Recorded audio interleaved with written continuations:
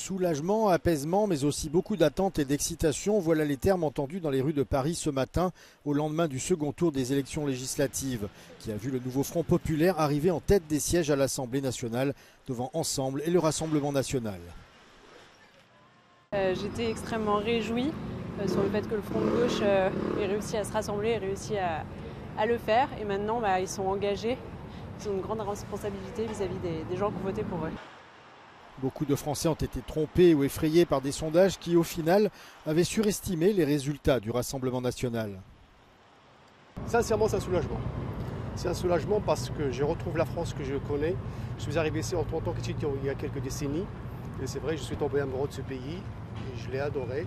J'ai fondé ma famille avec une Française. Et c'est vrai qu'il y a quelques semaines, il y a un moment de doute. Je me suis posé des questions et là, ça va beaucoup mieux. Mais ce n'est pas pour autant que c'est fini. Il faut rester, comme vous disiez. En absence de majorité claire, trouver un Premier ministre puis gouverner ne seront pas tâche facile. Pour cette Parisienne, la période qui s'ouvre sera pleine de surprises. Les équilibres sont quand même assez curieux. Mais je pense que ça va être très excitant. Le président Macron a donné quelques jours au Parlement pour organiser ses groupes, puis il devrait faire son choix. En attendant, c'est Gabriel Attal qui sera en charge du gouvernement.